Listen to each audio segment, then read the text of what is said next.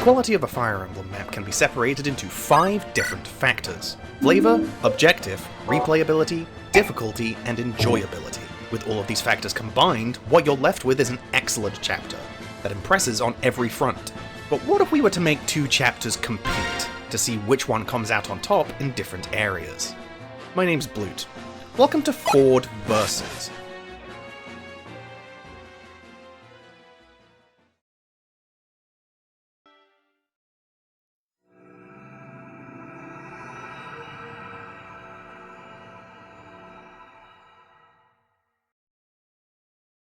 And we're not back with another episode of FORDE. Instead, doing our very first episode of FORDE VERSUS, in which we make chapters compete for our affection.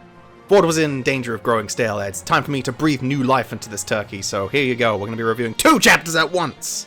Or in a more accurate explanation, we're going to be comparing 2 chapters that use the exact same map, and seeing which one really uses the materials provided more effectively, so to say. These chapters are Despair and Hope from Path of Radiance, which also gets rearranged from Prophesied Nada, but you didn't hear it from me, as well as The Radiant Hero from Engage. A chapter, looking back on, that I'm not super fond of, but we'll get more into that with the categories, which coincidentally is our next destination. Beginning with flavor. We're going to go back and forth between the chapters, but for now, let's just go ahead and start off with Path of Radiance. And let me just preface this by saying that I absolutely adore Path of Radiance's story. It's a little bit biased since it was one of the earliest games I played, and it was physical, mind you. The first time I played Path of Radiance, it was on a physical copy, not just a humble brag there. But despite my bias, I do genuinely think that most of the story is excellent, especially those first 8 chapters. I think the first 8 chapters are really phenomenally written. But more importantly, I think the game does an excellent job of utilizing Grail, or rather his absence in this chapter. While he isn't playable in any form, Grail has a super dominating presence in the early chapters, whether it's managing to stave off an endgame boss with Patrine, or literally guarding an entire section of the Grail Merc's home by himself like he's a fucking gladiator. Like, you can definitely feel his aura emanating from the game's story. So when you watched him get released by the Black Knight, you should, like, the game wants you to feel emotionally just scarred. Because, like, how the fuck are you supposed to stand a chance against the Black Knight when he just cut down the strongest character in your army like he was nothing? So when you pair that with the flashback at the beginning, which always, like, makes my heart tug a little bit, and the excellent CG of Icon Mist at his grave, and the music, and blah, blah, blah, blah, it's just so well put together! Path of Radiance is such a good game. Like, I usually skip stories on subsequent playthroughs, but legitimately, I always watch the cutscenes leading into Despair and Hope. They're so good. Another thing that the chapter does, and I'm shocked that this doesn't happen more often, is that it takes units away from you by having Shinon and Gatri just straight up leave the army, which is great. I really like this. My units aren't just supposed to be automatons that'll follow my every whim. Make them feel more like real human beings stuck in between 2 warring factions, or what we in the mercenary business call a hyper-stressful environment. By making Shinon leave because he realized that Ike was going to be the new leader of the Grail Mercs feels really natural. Like, I wasn't shocked when it happened. I was frustrated, because it felt very much in character for Shinon, and that it was really only a matter of time before Captain Racism fled the scene. Unfortunately, while I'd say the flavor for the chapter pre-gameplay is really well executed, big thumbs up. If it was just that section of flavor, probably like a big oh yeah, oh fuck, I forgot to mention this. I probably should have mentioned this at the start of the episode. I've decided to implement a rating system, so when you see numbers pop up on the screen, make a note of them, because each chapter is going to get a rating out of 25 now. 5 points for each category, potentially. Probably should have mentioned that. Now you know. But if I was just rating the chapter's flavor pre-gameplay, easy 5 out of 5. Absolutely adore this chapter. While all that's really good, and having 2 of your units just abandon the mercs definitely makes you feel weaker overall, which fits with the chapter's aesthetic of, like, being on your last legs, so to say, like you've been traveling for a while. Like, chapter 4 through chapter 8 is literally just moving and constantly traveling like a big pilgrimage. But once you're actually playing Despair and Hope, I'd say the flavor kind of falls apart. Path of Radiance is not a difficult game, we've established this many a time at this point. But chapter 8 especially is rather easy, meaning that the chapter's attempts to make it seem as though Ike and co are about to be demolished by the Daean army, it falls flat. In fact, the cutscene towards the end of the map that shows them totally surrounded by black armored fodder, it comes across as comical. Because if you look at the screen directly before this, you'd think the opposite was happening, because I've just absolutely cleaned up every, onyx-colored goober this side of the map. Much like how Chapter 14 of Thrashia's Flavor works because you're so outnumbered, Chapter 8 of Path of Radiance trips with its gameplay, simply because it's too easy. I'm going to dock a point for that. I still love the way this chapter represents just dealing with the loss of, a family member. I think that's all done really, really well, but I'm docking a point for the gameplay. So 4 out of 5 for Path of Radiance. Off to a good start. And that'll do us for Path of Radiance, so let's switch on over to Engage, where I'll probably have far less to say. Engage's paralogs in general are really sparse for anything flavor-wise. It's mostly just the characters from previous games introducing to Aaliyah to this spot that sometimes feels aesthetically correct for them. Like Chapter 22 for Leaf and this one for Ike definitely fit. Those are good picks. But sometimes they're completely random. Like Celica's one being the Act 2 map where you fight the Necro Dragon. Like, what the fuck were they thinking with that one? That's such a random map. Or sometimes they're just outright from the wrong game, like Lynn's, because Lynn's map is from FE6, which is still hilarious to me. Regardless, the story for this chapter is literally just Ike going, yep, that's FORDE-VERSUS alright, wanna fight? And then the map starts. That's not even an exaggeration, there's exactly 1 minute of preamble. For gameplay story integration, it's kind of a mixed bag again. Based on what Ike is telling you at the beginning, it feels like he wants you to be put in the same situation he was in during the events of Despair and Hope. But it doesn't really work. For one, the unit quality and quantity are much higher in general, so the chapter is just tougher across the board. And the chapter isn't defend either, so there's no real sense of danger when you maneuver your units to the left or to the right. And I think this is the most important part that separates these two maps, is that Armor Knights in Path of Radiance are manageable with physical units. They are bulky, but you can still use stuff like the Regal Sword and the Armor Slayer and the Hammer to dispatch them without that much issue. Engage Armor Knights, on the other hand, care about one thing and one thing only, making sure their defense stat is high to the point where it's gasping for fucking air. Seriously, Engage Generals are way too fucking tanky. They're so obnoxious to fight if you don't have a mage. It's literally just have a mage or die. That was my main takeaway from playing this chapter again, was just how much I despise this enemy type. Either way, there's no story to really get excited or attached to, and the gameplay story integration is minimal. But just because the chapter is harder on average than Despair and Hope, means I'll give the category a 2 out of 5.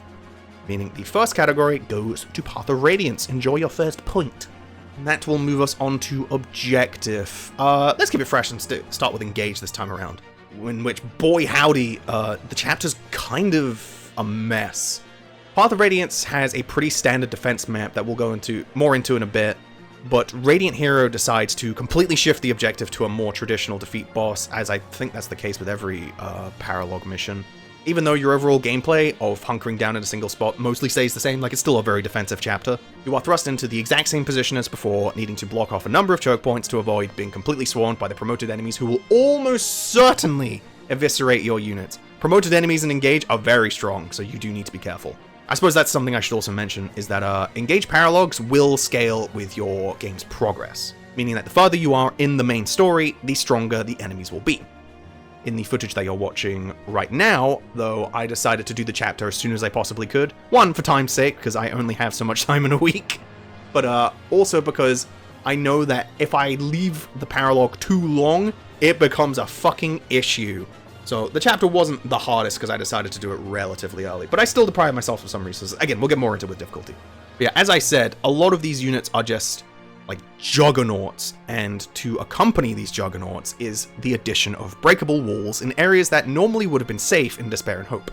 Meaning that if you choose to turtle and play hyper defensively, the enemies are literally going to smash your walls in and leave you in a much weaker position. Which honestly is a good addition. I think this is a really great way to incentivize the player to play aggressively, but not super aggressively, so to say. I would have loved this in Path of Radiance. It makes the map evolve over time by actually literally changing the structure of the fort. Even if they're still somewhat abusable through, abusing the enemy's AI, if you're unfamiliar.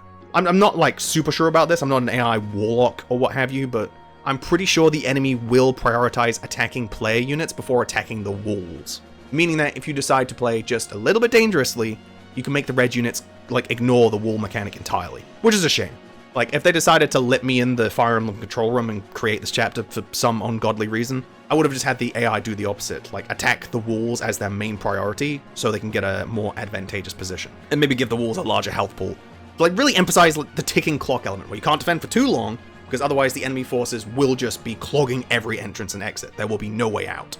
I'll also mention one last thing for Radiant Hero, in which the titular character decides that he's bored of waiting and just fucking annihilates the fort from behind you, completely opening up the map and likely making the player's eyes open about like 50, maybe 60% wider. This is sick, there's no other way to put it. Flavor-wise, it's like the only iconic moment from any of the paralogs, and gameplay-wise, it forces you to change your game plan really quickly, which is excellent. Genuinely one of the most memorable set pieces in an Engage chapter.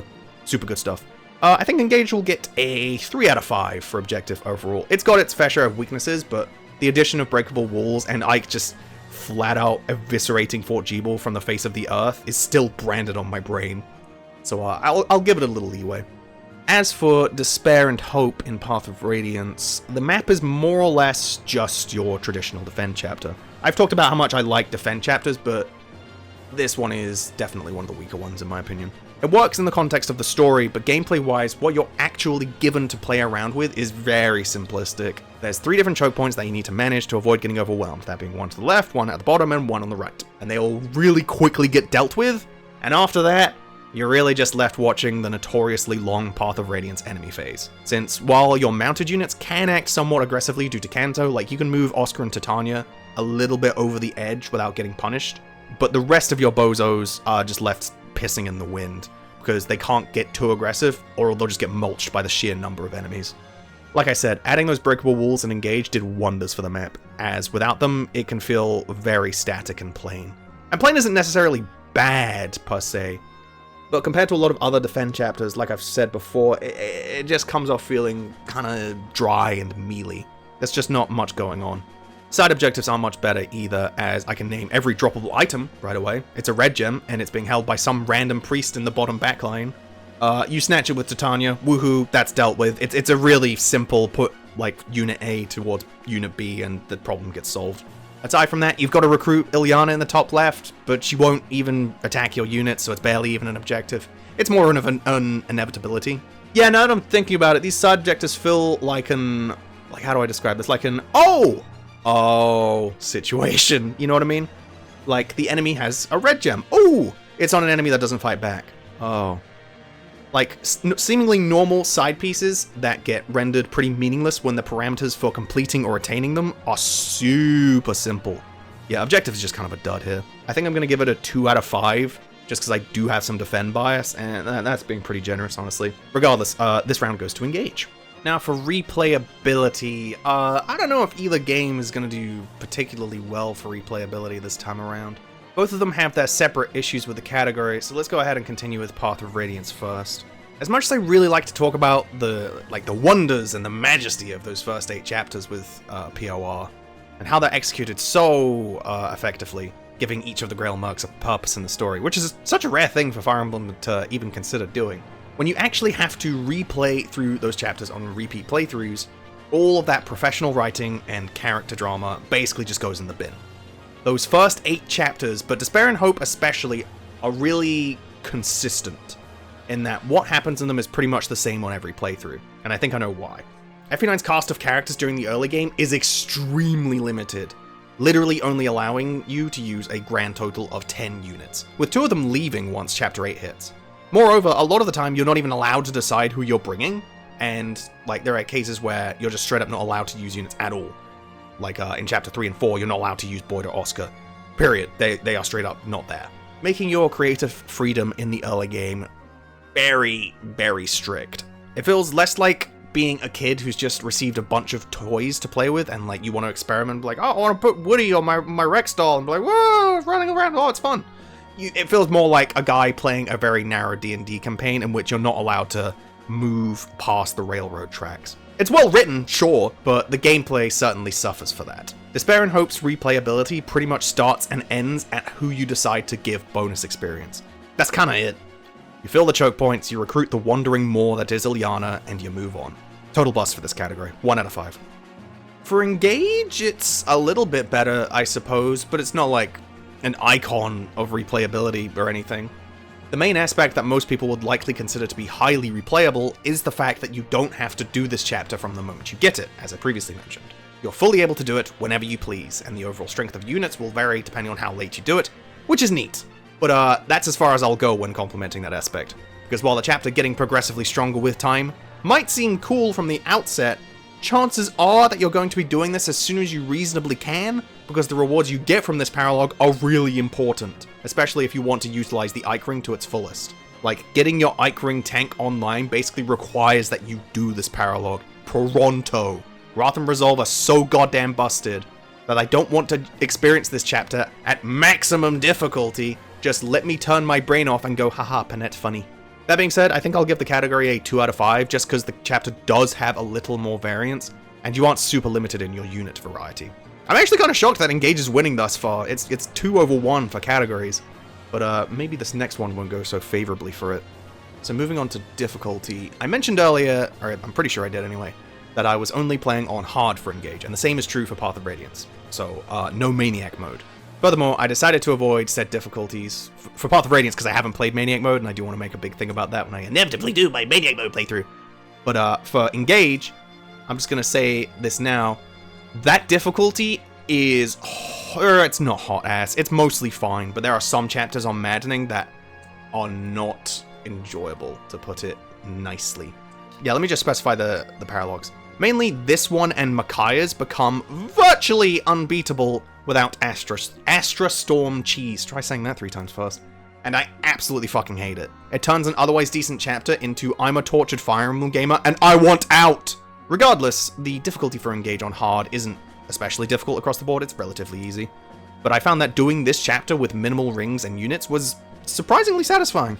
I didn't have Sidal yet, nor did I have any rings past Ike, so I had no access to additional actions through dancing whatsoever. No Byleth, no Sidal. And that definitely made me consider each movement a lot more thoroughly. The enemies were strong for around halfway through the game, but I was still able to push my way through without too much resistance. But then I also have to take into account that I could have just done this map like a couple chapters later, which would have made it so much easier, since Byleth kind of trivializes a lot of bosses in Engage. Either way, I could talk about like the scaling difficulty for a while, so I think I'm gonna give difficulty for hard mode like a nice 3 out of 5. I think it's nice and reasonable, but it still has its like annoyances and awkwardness with scaling. I'll also just say that if I was reviewing the Maddening version of this chapter, it would have gone a fucking 0 out of 5. This chapter is rancid dog shit on Maddening. I'll tell you that for free. For Despair and Hope, its difficulty, as we've discussed, just kind of leaves a lot to be desired. Again, as previously mentioned in Chapter 14 of Thrashia, The Onslaught, I talked about how defend chapters should ideally make you feel like you are locked in with the enemy, with very little room to move around. The map should almost feel like a little bit claustrophobic, and aggressive play should be rewarded, but it shouldn't overshadow the main objective. Here, though, the moment you start playing with even just like the slightest bit of aggro, the difficulty just evaporates, which is, it's such a bummer. Normally I wouldn't make such a big deal about it, but I love this chapter's flavor so much, and I think Despair and Hope should be difficult to get some really nice gameplay story integration going on. Like, I saw a really good comment on the New Resolve video. I talked about how, in that video, I complained that New Resolve wasn't difficult enough for me, and that's why I gave difficulty a fail, and then they came back with a response, well, this is the lowest point in the story, but it's like, as you said, it's the start of a new dawn. The chapter shouldn't be that easy to symbolize that your characters are getting stronger again. I'm like, that's a really good point. I like that. So difficulty isn't always required, but in this case of this chapter, I do think it should be hard. It's the lowest point for your characters thus far. The rain is coming down. Papa is no more. Give me a tough chapter. I know you can do it, Path of Radiance. Chapter 4 is hard. It's not like you're incapable of doing this. Yeah, I'm gonna give this one a 1 out of 5. It's not a total fail, but it's just the moment you've like dealt with the choke points and like the lack of reinforcements or evolving objectives just kind of makes it dull past the first playthrough. How the fuck is Engage winning? I legitimately did not expect this. Engage is 3 over 1. It can't lose at this point. Ah! And now for E, I enjoy the Billy. Am I even reasonably able to give ratings for a category that's almost just entirely opinion? Fuck it, we'll do it anyway. Starting off with Path of Radiance. Even though I've talked about how this chapter can kind of just end up playing itself, once you've reached certain parameters and blocked off the choke points effectively, I still have a massive soft spot for it, purely because its flavor is so well presented outside of the difficulty. I love Shinon and Gatry abruptly leaving in a very natural way. I love how they handle Grail's death. I love the rain coming down on the emotionally shattered party. Like, it's just... I know I've gone on and on, it's just so wonderful. Even if the gameplay isn't anything to write home about, through its flavor alone, I'm giving the chapter a 3 out of 5 for enjoyability. Which might seem high, but too bad my show, my rules. And this is also going to sound really goddamn weird, given that I've basically only been praising the hard mode variation of Radiant Hero, but I actually think I enjoy it less on average than its parent chapter. Purely because it's not a new chapter, it's a derivative of one that already exists. They attempt to make it slightly different through changing the objective, but the gameplay is still mostly the same turtling you do in the original, which just isn't that interesting to me. Furthermore, it's made more evident when you play other paralogs in Engage that actually do heavily alter the chapter in comparison to the original. Like, I absolutely love the Erica paralog in Engage, because it's a reverse of the original endgame in Sacred Stones. Like, you're attacking from the onside, which is really, really cool. It makes it feel like a new thing entirely. It's great. So yeah, despite the fact that I think Engage's version of Despair and Hope is ultimately a better structured and more challenging chapter, I think I still prefer the original. So I'll give Radiant Hero a 2 out of 5 for enjoyability, meaning Path of Radiance takes the final category, but it still loses. And that is going to wrap it up for our very first episode of FORDE Versus. Apologies if this was a little messy, but it was kind of tricky to work out a format for this that didn't last the length of 2 full episodes. So yeah, forgive me if it's kind of sloppy. Either way, I'm actually super surprised that Engage won our first episode of FORDE Versus, ending with a score of 12 out of 25 over Path of Radiance is 11 out of 25. Wow, those scores really aren't that high for chapters I kind of like. Despair and Hope is a super iconic chapter in Path of Radiance's history, showcasing the excellent flavor the game is known for. It may not be the shiniest gemstone gameplay-wise, but just watching all of the Grail mercenaries handle Grail's death in different ways, like all of the base combos beforehand, and like trying to, console Ike in different ways, it's enough for me to really treasure that chapter. And Engage's version gives some great innovations in the form of breakable walls and a former protagonist whose main goal is to make you shit your pants when he destroys the fort. So it's a win-win situation for both games. Just don't play the maddening version, it's fucking garbage. As for our anagram, it's back to normal next week, so make sure those ears are nice and peeled. At the time of recording, I have a blocked here and it's driving me absolutely goddamn mental. Regardless, the anagram for next week is in fact our far slapshot. For those in the back, our far slapshot. Alright, that's going to do it for me this week, everyone. I hope you're all having a grand old time. Hope you're having some exciting escapades and like eating some good foods, having some nice, delicious beverages, and keeping yourself nice and warm because it's fucking freezing at the moment. As of this recording, it's like -5 in here. I'm basically in an ice cube as we record this. Either way, I'll catch you next week, guys. Have a great time.